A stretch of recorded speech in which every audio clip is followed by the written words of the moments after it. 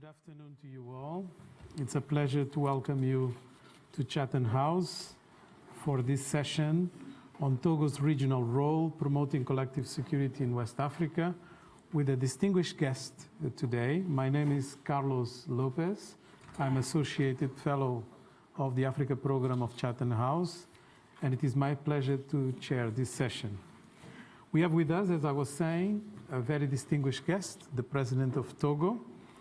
The President, it's really a pleasure to welcome you to Chatham House. As you have seen coming on the way through the corridor, many other African leaders have blessed this think tank with their presence. So we are very pleased that you are the first Togolese that is addressing Chatham House. For you all, President of Togo, prior from being elected President in 2005, served in the Togolese National Assembly, and as Minister of Public Works, Mines and Telecommunications. He holds an MBA from George Washington University and a BA in Economics and Management from Paris Dauphine University. I'm going to just mention to you that Togo has a long-standing engagement in the core of Regional Economic Community of West African States, ECOWAS. The President himself was the President of ECOWAS, the past President, prior to the current one, President Buhari of Nigeria. Cooperation in this institution has been very much linked to security-related issues as well. And it is very important that ECOWAS has shown the way in terms of addressing conflict and addressing peace threats in the region. And right now we have very much a number of developments still taking place related to trafficking, related to transnational extremist groups, armed robbery, maritime security, all issues that Togo has displayed a very important opportunity to address when President was in charge of ECOWAS, and that are very close to the heart of the President of Togo. At this event, what we expect is to have about 20 minutes presentation that is going to be followed by Q&A. I want to remind everybody that it's very important that you turn your mobile phones into silent, that we also remind all the audience that this is a meeting on the record. As you know, Chatham House has rules, though the rules of Chatham House do not apply to this meeting. We are actually on record. This means that those present may use information from the meeting and may identify the speakers and any other participants. But I also want to remind you that filming and recording of this event is not allowed without prior permission from Chatham House. However, members of the audience are welcome to tweet. We have an hashtag, CHAfrica, and it will be really good if you do so. So without further ado, let me give the floor to the President for his introduction of this theme, promoting collective security in West Africa. President, you have the floor. Thank you very much, Carlos. Je voudrais vous remercier, cher Carlos, pour cette aimable introduction et remercier également les responsables de l'Institut Chatham House de m'avoir donné cette occasion de m'adresser aux amis que vous êtes. Je suis heureux de me joindre à une discussion au sein de votre prestigieuse institution portant sur la question cruciale de la sécurité de nos États, en particulier au regard du contexte que nous connaissons aujourd'hui en Afrique de l'Ouest. Que pouvons-nous en dire? Le contexte est caractérisé par une expansion méridionale de la menace terroriste.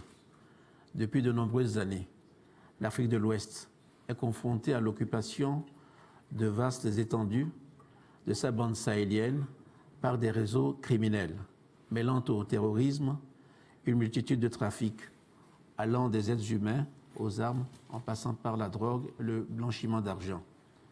Les récents développements violents apparus dans l'actualité de certains pays qui jusque-là semblaient préservés sous la forme d'attaques urbaines, de massacres à caractère religieux ou ethnique, d'enlèvement de touristes, ne constituent pas, à mon sens, une si grande surprise.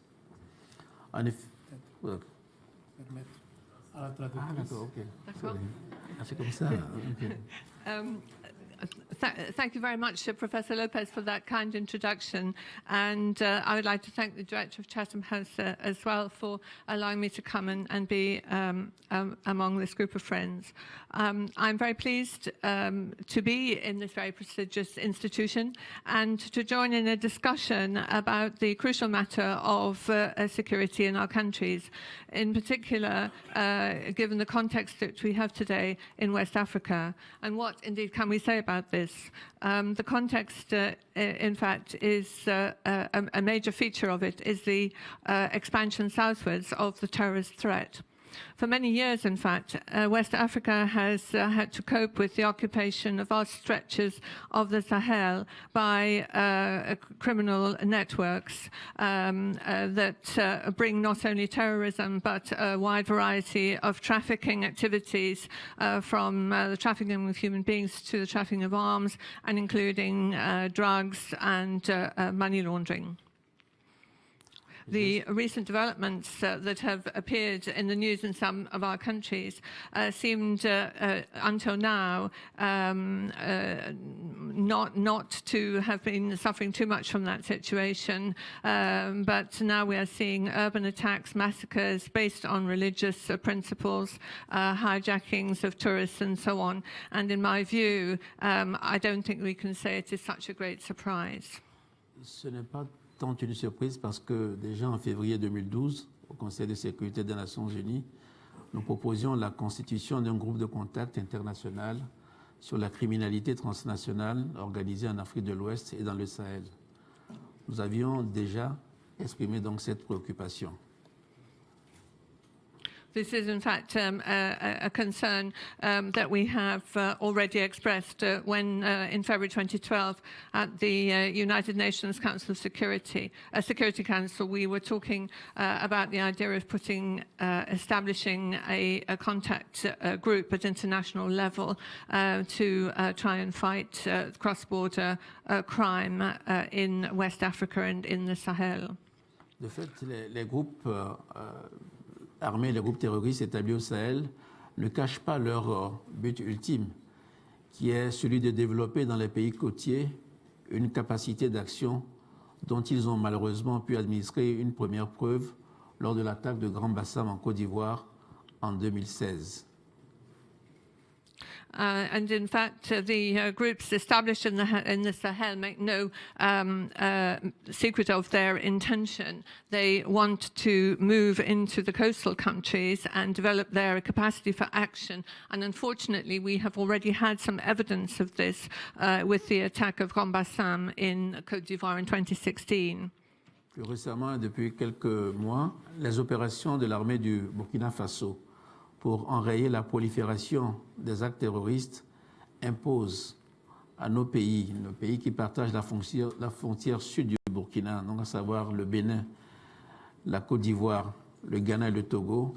Donc, cette situation leur impose une vigilance accrue et un renforcement de la surveillance des régions pouvant abriter les criminels en fuite.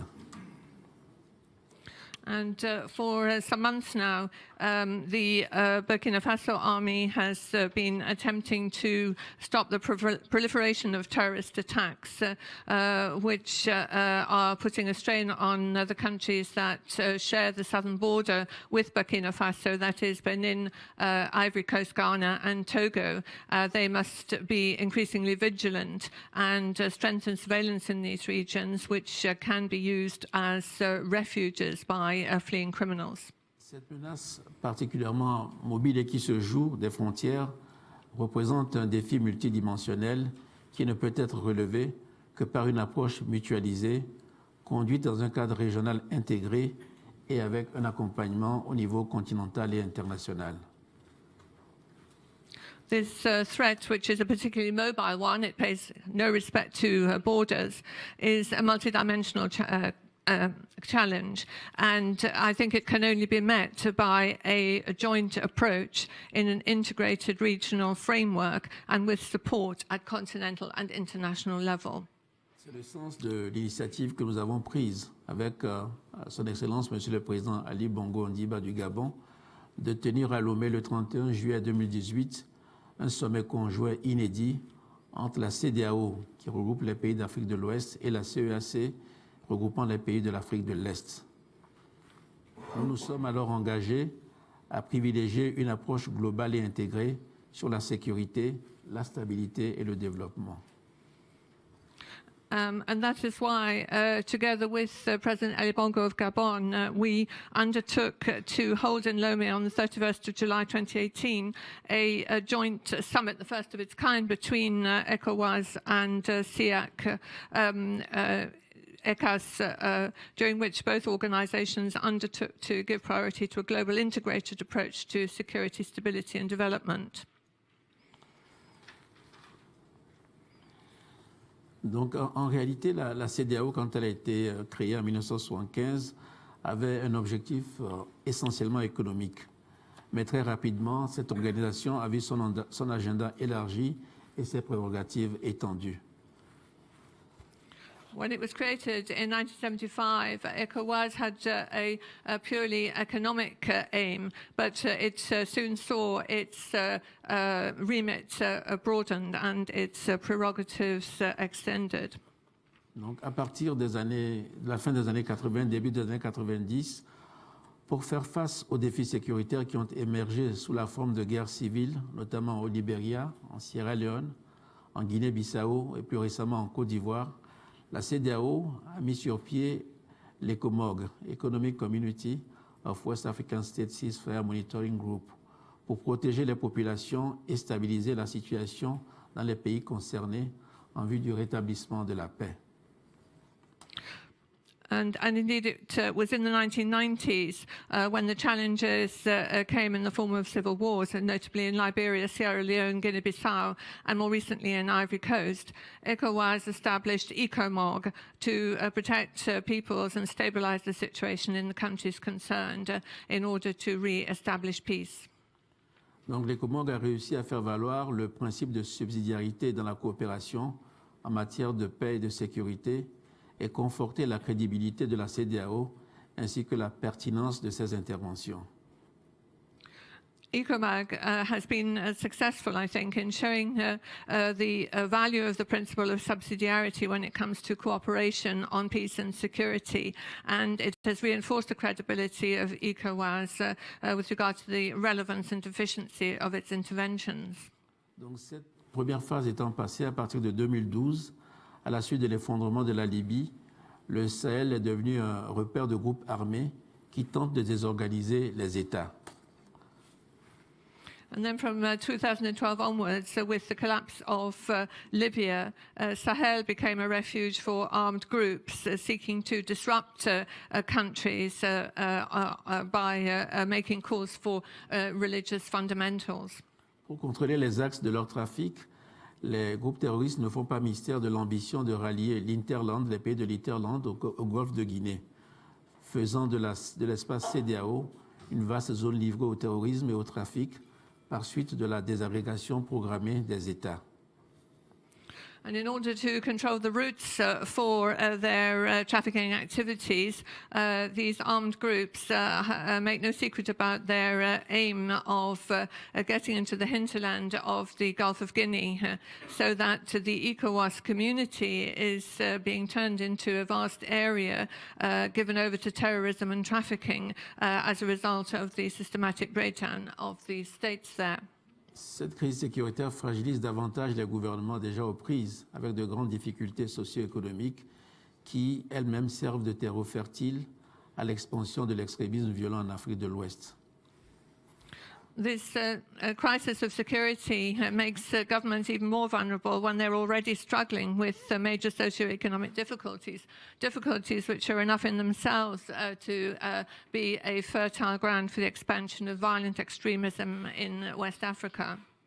Même si on note que des efforts ont été déployés et soutenus, par exemple par la mise en place des opérations multilatérales, notamment l'opération de la MINUSMA des Nations Unies, l'opération Barkhane de la République française et la formation du G5 Sahel, force est de constater et d'admettre que l'insécurité reste à un niveau très élevé dans notre sous-région. Many efforts have indeed been deployed and supported.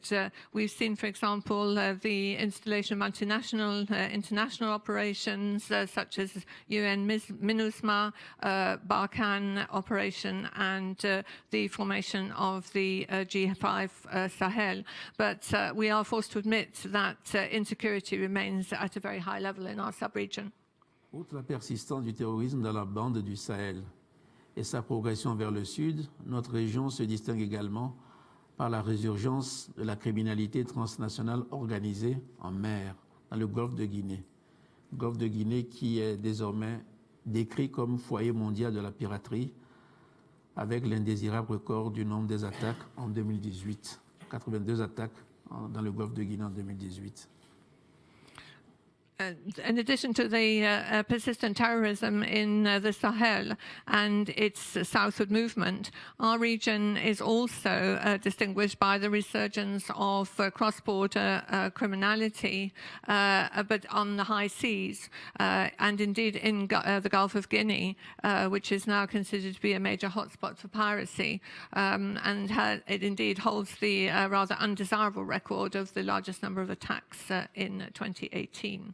Une autre source d'instabilité est constituée par le cycle des affrontements récurrents entre communautés ou entre ethnies, notamment les communautés sédentaires et éleveurs transhumants, et l'éruption des conflits qui s'en suivent. Another source of instability comes from a cycle of recurring clashes between different communities or ethnic groups, particularly between sedentary groups and those who are nomadic farmers. And this leads to the eruption of interethnic conflict in many of the member states of ECOWAS.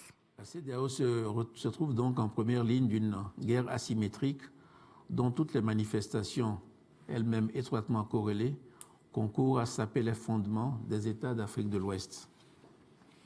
So ECOWAS is really facing an asymmetrical war, which comes in a multiplicity of forms, but correlated among themselves. And together they converge to sap the foundations of the states of West Africa. Cette conjonction représente sans doute la menace sécuritaire la plus complexe à laquelle la CEDEAO a eu à faire face depuis sa création, car elle échappe par sa nature même aux réponses classiques d'une riposte militaire.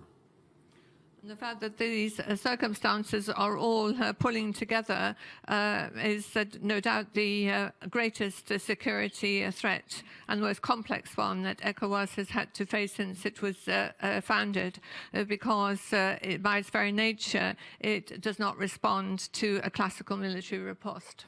Je pense que le rétablissement de la stabilité régionale requiert une véritable coalition contre le terrorisme, le radicalisme et l'extrémisme violent, au sein de laquelle la CEDEAO et ses États membres apporteront une contribution de premier ordre, nourrie par leur proximité culturelle, géopolitique et stratégique.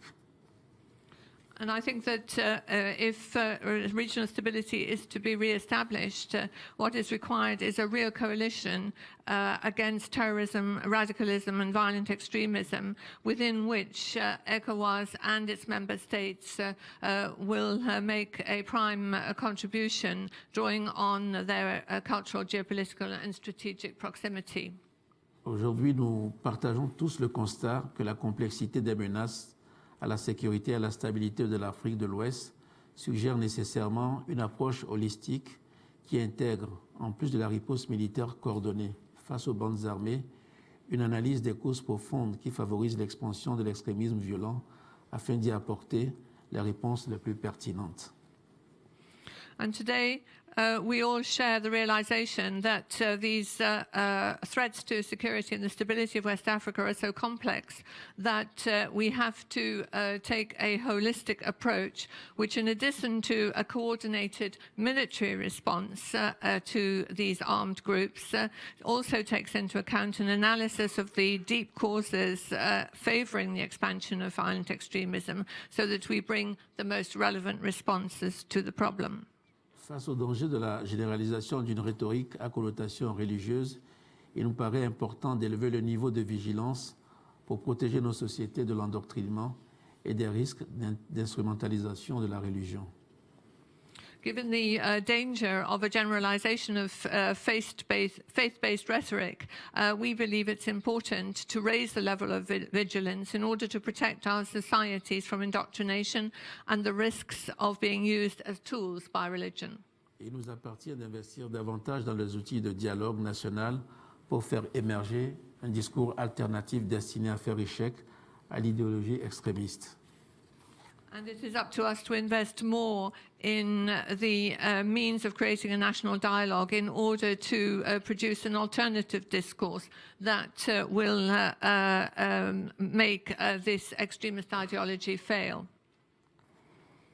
Lorsque la conjonction de la pauvreté et de l'absence de perspective nourrit chez la jeunesse le sentiment que la puissance publique est défaillante, voire absente, elle devient particulièrement réceptive aux messages radicaux et extrémistes. And when poverty and an absence of prospects come together, they breed in young people a feeling that the public authorities are defective and indeed absent. And it is at that point that young people become particularly receptive to radical extremist views. Donc il me semble que des solutions seraient la mise en place beaucoup plus diligente et plus efficace des politiques de décentralisation pour permettre aux populations, notamment les jeunes et les femmes, de participer plus activement au processus de prise de décision. And I believe that the best solution is to work on the basis of a coalition that brings together help and measures for young people and for women. Il me semble aussi que nous devons faire un meilleur usage de l'exploitation des richesses minières afin que le partage de ces richesses soit beaucoup plus équitable et profite aussi aux populations riveraines de ces zones minières. And I think we should make better use of our mining resources so that they are shared more evenly and fairly among the different populations in the countries. La lutte contre les changements climatiques aussi, parce qu'avec ces dérèglements climatiques, nous constatons l'éruption de plus d'inondations, plus de sécheresse, plus de désertification et une imprévisibilité des saisons, ce qui a pour conséquence de réduire la résilience des populations. And there is the issue of fighting climate change as well, because with recent developments, we're seeing greater episodes of flooding, drought, and desertification, and it is becoming more difficult to forecast the different seasons, and these are issues to be addressed. Et pour empêcher les réseaux criminels et terroristes d'installer en Afrique de l'Ouest ce pont reliant les terres à la mer qui ferait prospérer leur trafic au détriment de nos populations, la sécurité maritime est un domaine qui retient toute notre attention. And if we are to prevent organized crime and terrorist networks from taking root in West Africa, that bridge between land and sea, then we really need to look to maritime security as well. En effet, les ressources de la mer recèlent une grande part de notre potentiel de développement et c'est à ce titre que le concept d'économie bleue s'est invité parmi les stratégies de croissance des États côtiers du continent. The maritime resources, in fact, represent a large proportion of our potential for development. And so the concept of the blue economy is one which is now attracting a great deal of attention for the growth strategies of the coastal states in the region. Au Togo, nous avons, au cours des dernières années, posé les jalons d'un secteur maritime moderne et performant. Nous avons également mené des réformes pour optimiser la gouvernance économique et renforcer l'attractivité de l'économie avec un climat des affaires et une législation favorable à l'investissement. And in the last few years, we have been working to establish a modern and efficient maritime sector. We have also undertaken reforms to optimize economic governance and make the economy more attractive, creating a business climate and legislation that favor investment. Dans cette optique, d'importants investissements ont été mobilisés pour accroître les capacités du port de Lomé dans le but d'en faire l'un des principaux leviers de développement au cœur de la mise en place d'un hub logistique d'excellence et d'un centre d'affaires de premier ordre dans la sous-région. And it is with that in view that a major investment has been undertaken to increase the capacity of the port of Lomé so that it will be one of the main levers for her development as a core part of a logistic hub of excellence and a top-class business centre for the sub-region. Mais la criminalité en mer, particulièrement dans le golfe de Guinée, où elle tend à se concentrer désormais, menace dangereusement tous ces investissements et risque de nous priver des résultats attendus de cette gouvernance améliorée. But the crime that is taking place on the high seas, particularly in the Gulf of Guinea, where it seems now to be concentrated, is a real threat to all that investment. And there is a danger that this activity will deprive us of the results that we hoped for from that improvement in governance we've achieved. Ici aussi, notre engagement doit être soutenu pour accroître les moyens de surveillance, renforcer les moyens juridiques de répression et optimiser les mécanismes visant la mise en synergie des actions au niveau régional, interrégional et continental. And it is in this area too that our commitment needs to be supported so that the means of surveillance are increased and there is a reinforcement of the legal remedies that can be brought to bear. And we also need to optimize the synergies that we can achieve at regional, interregional and continental levels. La charte de Lomé adoptée le 15 octobre 2016 à l'issue du sommet de l'Union africaine sur la sécurité et la sûreté maritime et le développement en Afrique vise justement à doter la gouvernance maritime continentale d'un cadre juridique contraignant pour conforter la stratégie africaine intégrée pour les mers et les océans à l'horizon 2050. The Lomé Charter, which was adopted on 15th of October 2016 after the African Union Summit on Safety, Maritime Safety and Development in Africa, has been drafted specifically to give continental maritime governance a binding legal framework backing up the Integrated African Strategy for Seas and Oceans 2050. Donc nous travaillons à son entrée en vigueur prochaine pour permettre au continent de lutter efficacement contre l'insécurité en mer et promouvoir la croissance économique. We are making efforts to ensure that it will come into force soon so that the continent can fight effectively against the lack of security on the sea and promote economic growth. Donc en somme, en conclusion, je voudrais réitérer notre parfaite lucidité quant à la situation extrêmement volatile que nous connaissons en Afrique de l'Ouest par suite de la fragilisation de certains États.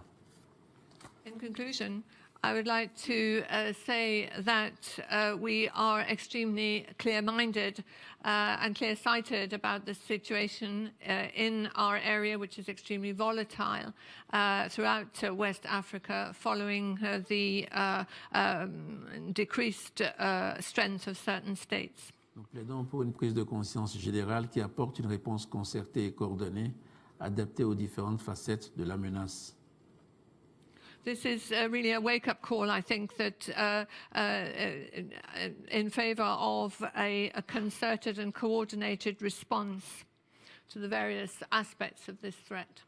En même temps que les aspects opérationnels, nous devons accélérer et soutenir les investissements dans le développement de politiques inclusives, la promotion du vivre ensemble dans les communautés, la croissance économique et le bien-être des citoyens.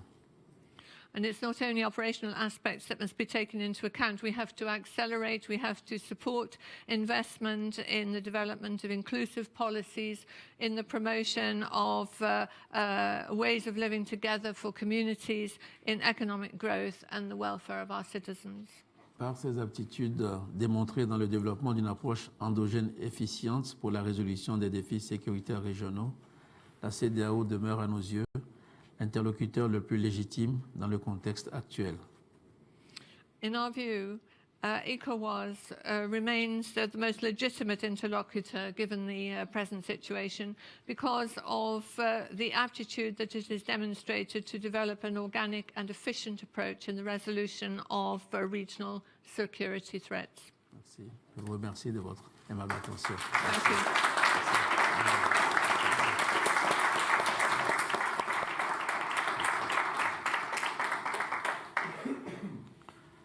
President, you were supposed to cover the vision for collective security and importance of ECOWAS in tackling all these different challenges.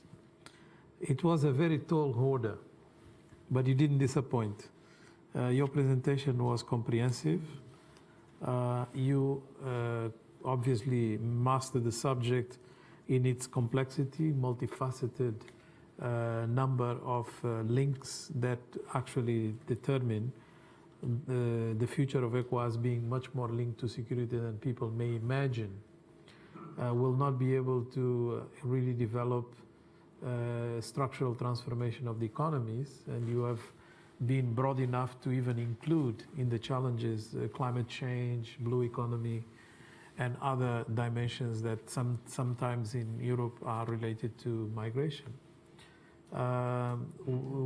without actually anchoring them into the need for peace and stability.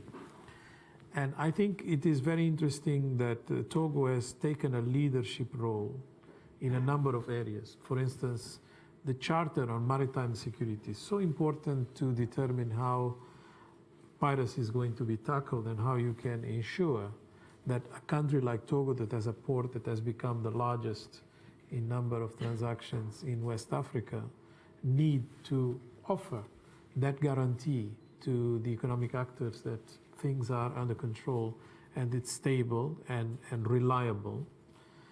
Your role also in being the champion of Open Skies policy, which is an African Union policy to enlarge and expand air links between African countries, demonstrates that even a small country can play a leadership key role for the entire continent. So allow me to use the privilege of chairing the meeting to just ask you one question relating to this idea that logistics are so important to enable the opportunities to investors and others to be much more mobilized and much more energized to actually engage African countries. How do you see the immediate threats in terms of maritime security, given that, you know, in countries like Nigeria, piracy is expanding, a number of difficulties are emerging in terms of even how the type of surveillance that is done is now controlled because it's much more sophisticated. You know, the operators of traffic are also becoming more sophisticated. So how do you see that, President? Merci beaucoup, cher professeur Carlos Lopez, pour les commentaires à propos de l'exposé et surtout pour la question. Pour nous, comme vous l'avez si bien dit, compte tenu de la taille de notre pays et surtout de la taille de notre marché, nous sommes des champions de l'intégration. J'ai dit dans mon discours, nous avons été avec le Nigeria, qui est le plus grand pays de l'Afrique de l'Ouest, à l'origine de la création de la CEDEAO. Nous n'avons pas beaucoup de ressources, mais nous avons, je pense, un atout essentiel, c'est le port de Lomé. Mais, pardon.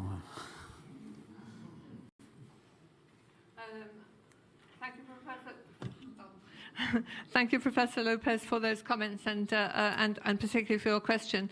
As you have said, given the size of our country, and in particular given the size of our market, we are the champions of integration. And it was with Nigeria, the biggest of the countries in the region, that we created ECOWAS. And we may not have a lot of resources, but I think we do have other assets. Donc, ce problème de piraterie, nous en avons pris l'initiative pour organiser la conférence sur la sécurité maritime parce que nous savons qu'un pays seul, pris isolément, ne peut pas lutter contre ce phénomène. Il faut nécessairement une coordination, une coopération avec les autres pays, notamment les pays qui nous entourent. Mais nous n'avons pas aussi d'instruments coercitifs pour les obliger à faire tout ce qu'il faut faire. Donc, and you mentioned the problem of piracy, which is why we took the initiative of establishing a maritime security policy, because we know that a small country cannot fight against these big threats. We can only be done by cooperation with surrounding countries, and we cannot just act, we cannot coerce countries to cooperate either. Donc, avec d'autres pays, nous faisons le plaidoyer pour que les instruments que sont le code de conduite de Yaoundé, la stratégie africaine maritime et la charte de Lomé soient respectés, mais en même temps, nous nous appliquons ce qu'il y a dans les textes. C'est-à-dire que quand vous prenez la stratégie africaine, au Togo, nous avons l'organisme chargé de l'action de l'État en mer, que nous appelons l'ONAM, qui assure la coordination avec tous les services qui sont concernés par les affaires maritimes et par les affaires portuaires. And it is by applying and getting respect for and applying ourselves these instruments that we have created, such as the code that was established in Yaoundé, the Maritime Security Policy and the Lomé Charter, and as part of the African strategy under which we will be ensuring that when it comes to developing the port services and so on, we will be making sure that there is good coordination for all the services. Alors, sur le plan opérationnel, ce que nous avons fait, il y a eu des investissements importants, nous avons mis en place un dispositif pour sécuriser tout notre espace maritime. And at operational level, as I said, we have undertaken major investment, and we have also created a system to secure the maritime area. Et donc, nos yeux territoriales sont parmi les plus sûres du golfe de Guinée. Nous avons pris des dispositions pour, et cela, on peut parfaitement le vérifier, parce que quand vous allez à Lomé, vous voyez qu'il y a plusieurs navires qui viennent, disons, séjourner dans nos eaux territoriales et même développer des activités commerciales qu'on appelle le ship-to-ship pour ceux qui sont familiers du monde maritime.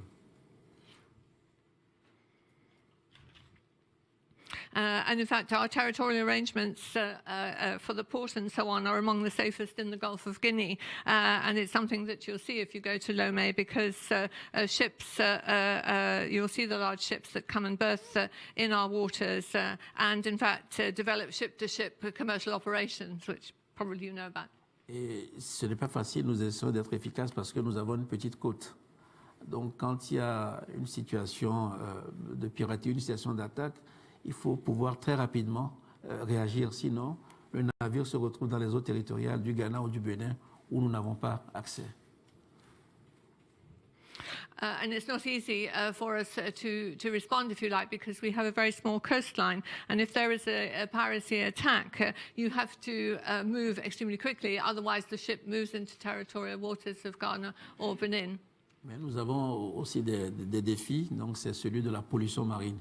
Parce que quand vous avez parfois 100, 110, 120 navires qui sont dans vos eaux territoriales, on peut surveiller sur le plan sécuritaire, mais sur le plan de la pollution, ce n'est pas facile de traiter ces problèmes-là. Donc ce sont des défis auxquels nous sommes en train de réfléchir. Nous avons également des défis sur comment qualifier ce type de transactions, parce qu'ils sont à la fois en mer, mais c'est quelque part le territoire douanier togolais. Donc comment faire pour prendre les taxes qu'il faut prendre, parce que ça fait partie de l'économie bleue, de l'économie maritime. Ça aussi, ce sont des domaines que nous ne maîtrisons pas vraiment. Ensuite, comment améliorer la communication, parce que si nous déployons tous ces efforts pour rendre nos eaux sûres, c'est parce que nous ne voulons pas que les navires ou les traders payent des droits d'assurance beaucoup trop élevés à cause du risque qui est lié au golfe de Guinée. Donc nous faisons en sorte de faire connaître toutes les mesures que nous prenons pour que ceux qui viennent dans nos zones ne soient pas pénalisés. Donc 3 axes. 1, sur le plan diplomatique, un plaidoyer pour que tout le monde se conforme au texte. À l'intérieur, une meilleure organisation interne et des mesures pratiques sur le plan opérationnel avec des patrouilles régulières dans nos eaux territoriales. Et puis après, une communication pour faire savoir ce que nous faisons. Mais encore une fois, les 2 défis, c'est celui de la pollution marine, et celui de la manière dont il faut, comment dirais-je, prélever ce qui nous revient auprès quand il y a des transactions dans nos eaux territoriales. Donc, s'il y a des spécialistes, nous sommes preneurs des conseils, des conseils qu'on pourrait nous donner.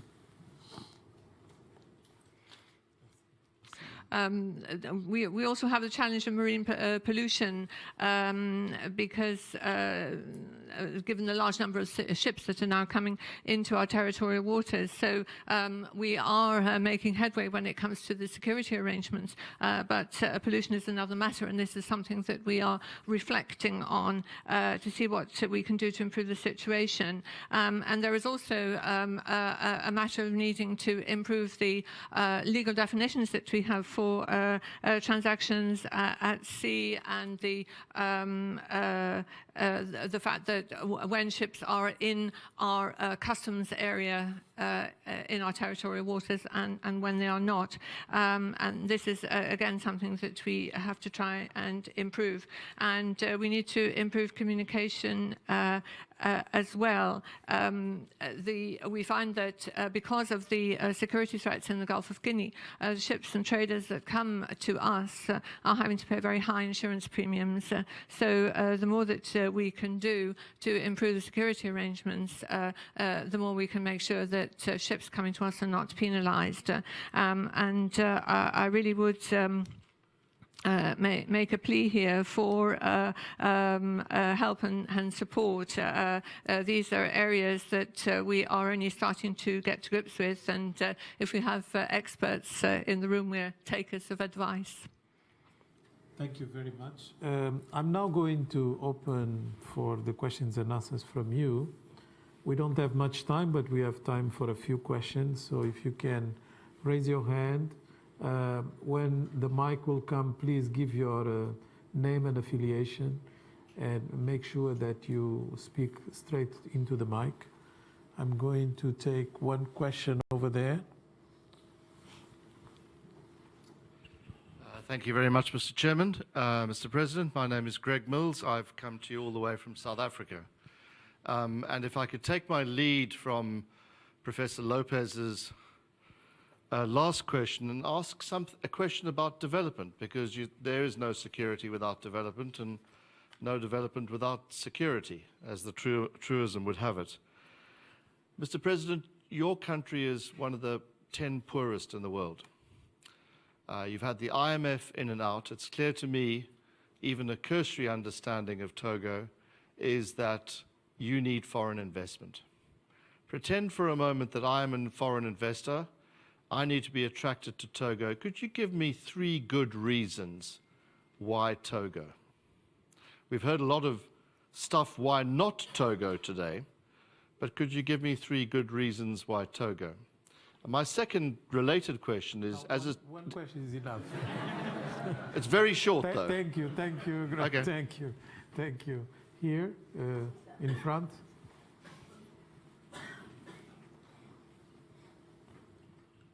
Thank you, Mr. President. My name is Nicholas Westcott, former ambassador, British ambassador to Togo, and now here director of the Royal African Society. You explained very clearly the challenges before all the West African countries in terms of security, and particularly the risk of radicalization of the youth, faced with unemployment, with immiseration in the rural areas. How do you assure the balance between maintaining the freedom of speech and trying to constrain radical jihadist rhetoric and argument? Because you mentioned the need to maintain a dialogue, but you can't have a dialogue if there is only one voice. Thank you. Thank you very much. I would love to have a lady. No ladies raising their hand. Yes, please, ma'am. Thank you very much. Thank you, President. Thank you, Chair. My name is Antoinette Salah. I'm an independent agricultural consultant. In 2016, September 2016, the African Development Bank produced a strategy paper, Togo 2016-2020, and described Togo as a West African country with a low level of structural transformation since its economy is dominated by agriculture. What is your current government strategy to modernize agriculture and raise the 47% of the GDP that agriculture and farming contribution to the economy? Thank you. Thank you very much, President. You have three very different sets of questions. I don't know how you're going to do it. The first one from Greg Mills on the 3 reasons why one should go to Togo and invest in Togo. Second question from the former ambassador to Togo, the balance between freedom of speech and dealing with jihadism and other forms of radicalism. And the lady's question about modernizing agriculture and how you intend to go about it. Merci beaucoup. Puisqu'il n'y a qu'une seule femme, je vais commencer par répondre à la question qui a été posée par la dame. Je vous remercie. Effectivement, le secteur agricole est de loin le plus grand contributeur à la formation de la richesse dans mon pays, notamment le PIB. Et cette agriculture aujourd'hui, elle ne donne pas tout son potentiel à cause du sous-investissement. À l'instar de beaucoup de pays en Afrique, les crédits qui vont à l'agriculture sont très faibles, pour moins de 2%. Et c'est pour ça que dans notre plan national de développement, nous mettons l'accent dans la création d'emplois sur la modernisation de l'agriculture. Parce que si nous voulons aller vers la transformation, il faut que nous puissions augmenter la production agricole. Donc, ça comprend d'abord une meilleure organisation du monde agricole et une meilleure sélection des spéculations dans lesquelles nous allons investir. Et donc, à partir de là, vous réduisez le risque pour les banquiers ou les investisseurs d'aller dans ce secteur-là. L'objectif étant d'augmenter la production pour pouvoir parvenir à la transformation et ne plus avoir une agriculture de subsistance, une agriculture un peu éparpillée qui ne donne pas des prix rémunérateurs à nos agriculteurs et à nos paysans. Voilà. Ensuite, pardon, sorry. Thank you very much. I'm going to answer the lady's question first, of course. When it comes to the agricultural sector, it's correct. It is the greatest contributor to the wealth of the country. And in fact, agriculture is far from realizing 100% of its potential because of the lack of proper investment in the sector. And like a number of other African countries, the yield is pretty poor from farming. And that's why in our development plan we have emphasized the great need to do something about this and look to creating better returns and more jobs in agriculture so that we move towards this transformation that we want to see in the sector. We need to be better organized, and we need to make better choices about where we put the investment into the farming sector. And we hope that if we do this, then outside banks and investing institutions will be interested in coming and helping us with the farming sector, and so that we get away from the sort of subsistence farming that is also quite dispersed in the way that it's done in the country and doesn't give us enough return.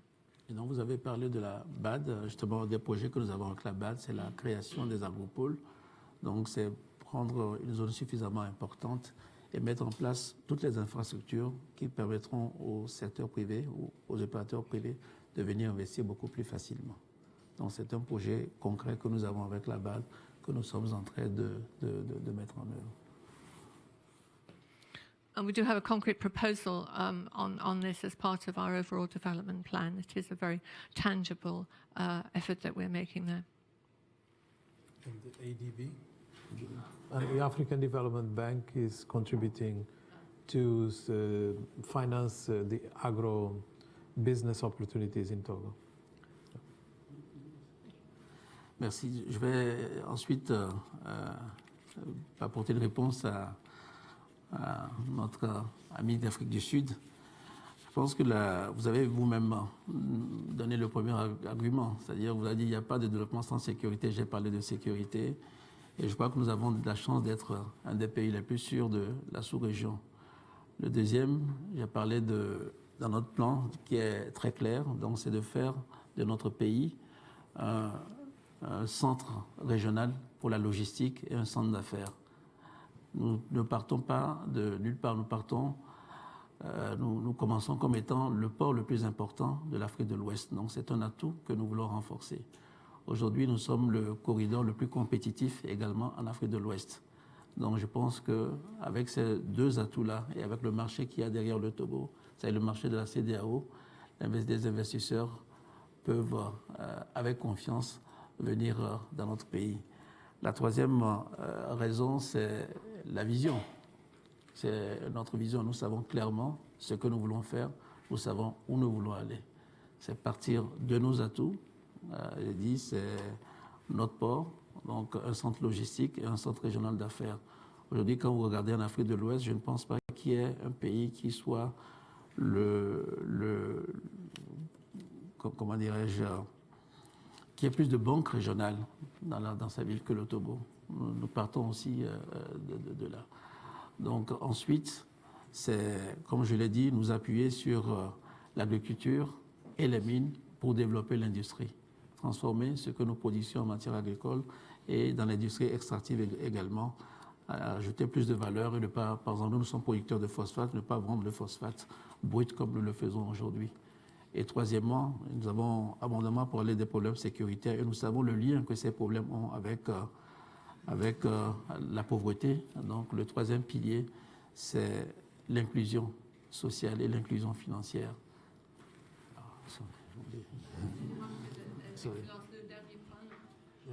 L'inclusion sociale. L'inclusion sociale.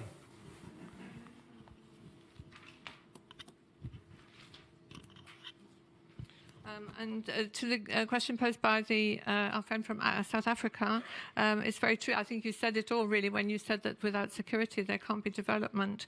And I think that the next point I would make is that we do have a very clear plan about what we want to do, and we want really to be a regional centre for logistics and business affairs.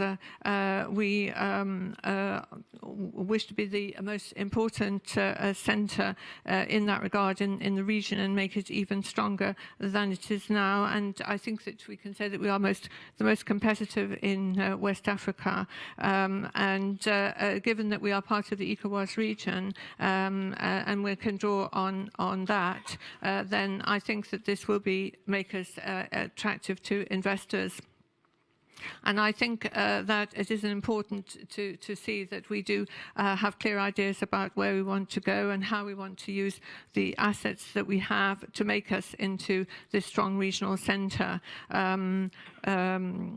If you look at the other countries in the area, you'll see that we are one of the countries with the most representative regional banks. And as I said, we want to work on agriculture and transform products, so to produce more highly processed and industrialized products. And this also applies to some of the other raw materials that we produce. So there are 3 points: improve security, reduce poverty, and increase social inclusion. La troisième question sur la radicalisation, bien sûr, c'est un sujet difficile. Surtout, je pense que autant il est difficile de dialoguer, autant sans dialogue, on ne peut rien faire. Je pense que quand on ne dialogue pas, on n'a aucune chance de réussir. Donc, si je devrais résumer, je dirais que ce dialogue, il est nécessaire, certes, mais il n'est pas suffisant. Maintenant, comment combat-on, comment préserve-t-on la liberté d'expression tout en dialoguant? Nous avons été confrontés à ce problème au Togo et parfois même nous avons été critiqués parce que vous avez un espace qui est bien circonscrit où la justice a des textes pour condamner les appels à la haine, quand c'est dans la presse, quand c'est à la télévision, etc. Mais aujourd'hui, quand c'est sur des réseaux sociaux, c'est extrêmement difficile de, en même temps, respecter la liberté d'expression, mais également lutter contre la radicalisation quand elle utilise ces vecteurs-là pour se propager. Pardon. The last question is a difficult question, talking about the need for dialogue and freedom of expression. It's very difficult to establish a dialogue, but without dialogue, you really can't do anything very much. I think really that I would say that dialogue is necessary, but it is not sufficient. But really, you have to keep trying and to maintain the dialogue. I think that is the best way. We have had experience with these problems in Togo, and it seems to me that in the past you had freedom of expression within a certain confined area, and you knew what the limits of it were. But now with social media, it is quite difficult to maintain freedom of expression while at the same time not fighting against radicalization. Nous avons eu des exemples au Togo où, pendant plusieurs semaines, certaines mosquées étaient profanées dans la périphérie de la ville de Lomé. Et bon, quand on voit aujourd'hui ce qui se passe au Burkina, on aurait pu s'attendre peut-être à une réaction adverse où on irait profaner les églises. Mais aussi bien le gouvernement que ce qu'on appelle le conseil chrétien chez nous, dans la communauté des chrétiens, les responsables de la communauté chrétienne ont pris l'initiative d'aller discuter avec les imams, d'aller montrer un peu qu'ils compatissaient à ce qui leur arrivait. Et finalement, ce phénomène n'a pas connu de débordement. Donc c'est un exemple réussi de dialogue, c'est dans ce sens que je parle. We have had some experience of problems in Togo. For a number of weeks, there was a profanation of some of the churches on the outskirts of Lomé, and in the end, a church council got together and went to talk to some of the imams about the problem, and they were able to reach an understanding, and I'm glad to say that the situation did not deteriorate further, and I think this is a good example of what we can do. It was profanation of the mosques, and then the church leaders intervened to appease the situation. Non mais c'est bon, c'est bon.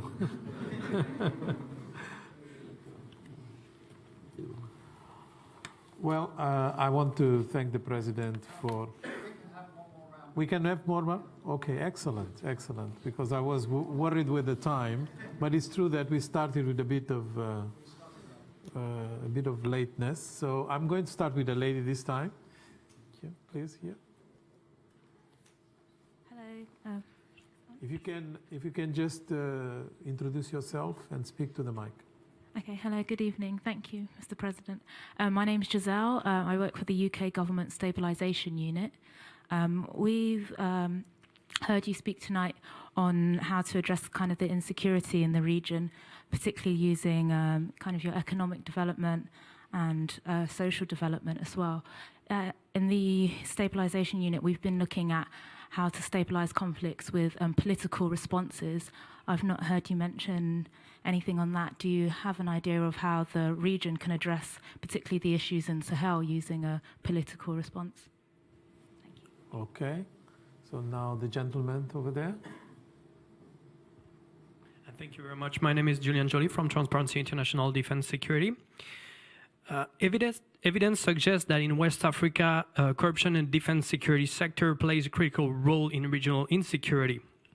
It allows illicit trafficking to flourish, it undermines the authority of the state, it weakens the capacities of the armed force to address the threat posed by armed groups, and sometimes it gives legitimacy to extremist groups who offer an alternative to corrupt defense security forces. And yet, corruption is widely overlooked in the implementation of security sector reform processes. My question is, what role ECOWAS can play in ensuring that defense security corruption is systematically and properly addressed in security sector reform? Thank you very much. Thank you. And the gentleman over there.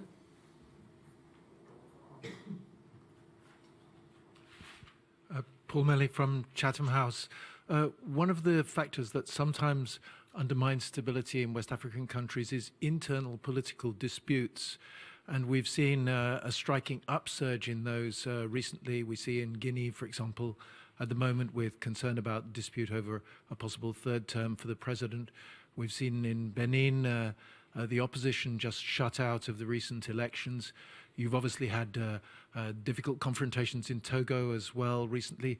Is there anything that ECOWAS as a whole can do to reach some sort of consensus on how these disputes should be resolved or set some ground rules? I know there was some discussion a few years ago about limiting presidential terms to 2 terms, but not all countries were in agreement with that idea. All right, so we have 3 questions. President, the first question about how the political responses can be organized to stabilize countries. The second question, the issue of corruption in the defense and security forces, how to address that. And then the third one, how to regulate internal political disputes in countries in the ECOWAS space. Merci beaucoup. La première question, utiliser la dimension politique pour stabiliser. Je pense que la dimension politique seule ne suffira pas. Je vous donne un exemple. Regardez la question, regardez le Mali en 2012. Le Mali était un des pays qui, sur le plan démocratique, peut-être avec le Bénin en 2012, était considéré comme les meilleurs élèves dans ce domaine-là. Et pourtant, quand il y a eu la situation libyenne, l'État s'est pratiquement écroulé parce que l'armée n'a pas pu contenir ce qui se passait dans la zone désertique, dans la zone libyenne, dans la zone désertique, quand les combattants sont venus de Libye, se sont armés, quand des groupes se sont armés et qui sont venus de Libye. Donc je pense que la réponse politique, la dimension politique, elle seule ne pourra pas régler, parce qu'une fois que... Pardon.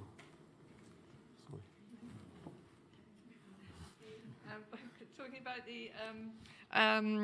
the political dimension in re-establishing stability, I think it's not enough. And I would give you the example of Mali in 2012, and previously Benin and Mali were considered really to be the best in class as far as stability was concerned. But when Libya collapsed, Mali also almost collapsed, and the army couldn't contain the situation in the desert areas with the armed groups coming from Libya. So I think that the political dimension is just not enough. Je peux poursuivre. Il y a eu récemment des élections au Mali qui ont été saluées par tout le monde. Et pourtant, la situation perdure. La Libye, on a pensé qu'une fois qu'on organiserait des élections, la paix allait revenir. Les élections ont été organisées, des députés ont été élus, mais la crise persiste jusqu'à aujourd'hui. Je pense que quand on parle de dimension politique, l'élection, ce n'est pas la panacée, à mon avis. There was an intervention, and it was considered to be relatively successful, but in fact the situation is still ongoing, and you can have elections, but you will find that elections are not a panacea. Deuxième question, la corruption dans le secteur de la défense. C'est une question qui est difficile, mais je suis d'accord avec vous, une partie du problème.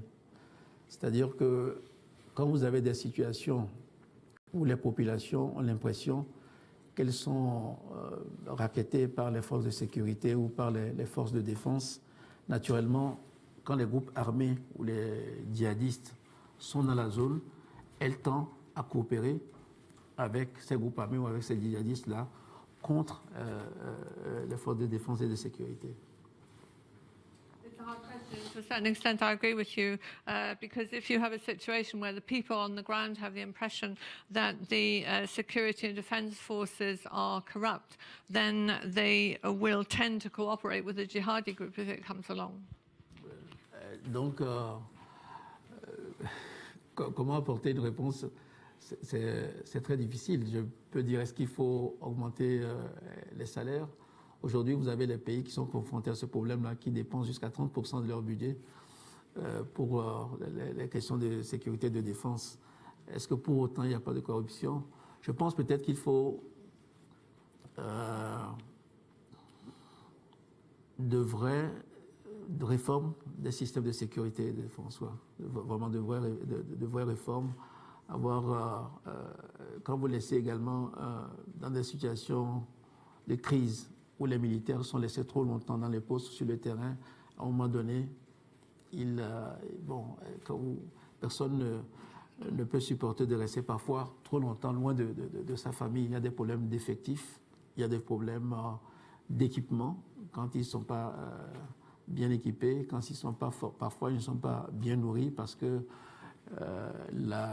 l'alimentation n'arrive pas au bon moment. C'est un ensemble. Je ne dirais pas qu'il y a une réponse à apporter. Je pensais que vous parliez de la corruption pour les achats d'équipements. Mais la petite corruption, là, ça, elle est dangereuse. I think it's very hard to give an answer to this. You could look at increasing pay, but there are countries that are devoting 30% of their budget to security and defence, and I'm not sure that it stops corruption after all that. I rather think you probably need to really reform the way the security system is organised. If you have a crisis in distant, remote places, and it goes on for a long time, then the troops can feel abandoned and far away from their families for really too long, and there can be problems with equipment and food not arriving on time and things like that, and that's the sort of thing that can encourage corruption. Pour la troisième question, je crois que la CEDEAO a un instrument et un protocole sur la démocratie, les élections, la politique. Nous avons au niveau de la CEDEAO un instrument pour régler les querelles internes. Bon, je pense quand même que vous êtes un peu sévère.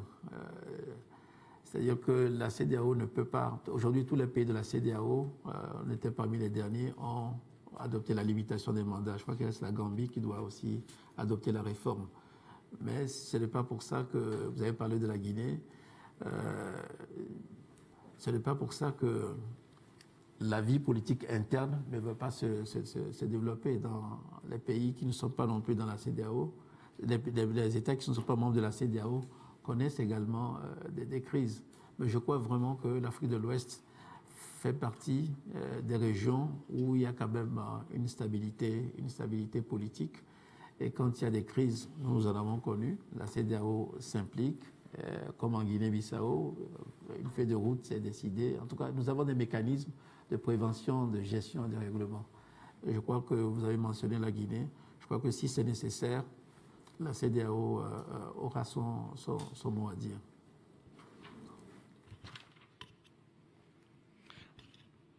ECOWAS does have some instruments, I think, to deal with the point you raised with your question. There is the protocol, I think, with regard to elections, terms and democracy. And so there is a mechanism for dealing with internal disputes. I think perhaps you're a bit severe on what ECOWAS can do. I think a lot of the countries have moved towards applying the ECOWAS instruments. I think Gambia has recently done something, but that doesn't mean to say that even if they haven't, it's not possible to develop an internal political life. I think in West Africa you have a region where there is quite a degree of political stability, and if there is a crisis, as we've seen, ECOWAS can get involved as it did in Guinea-Bissau, so that we do have a mechanism at that level to deal with disputes.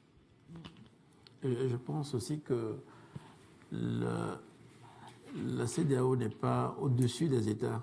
Quand la CEDEAO vient, elle regarde les textes, elle voit la conformité des actes qui sont posés par rapport au texte. Puisque le protocole, nous l'avons tous signé. Et donc, si nous l'avons signé, nos textes intérieurs respectent ce protocole-là.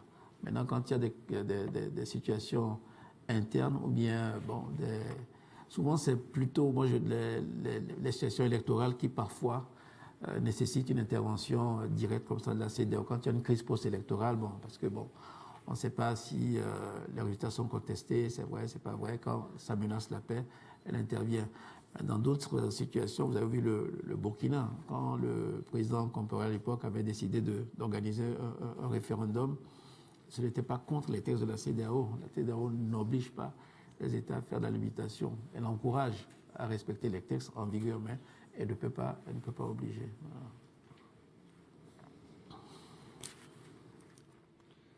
But ECOWAS is an organization. It doesn't stand above the states. It can come in and look at texts and see if they're in conformity with what has been agreed by ECOWAS as a whole, and we have all signed the protocol.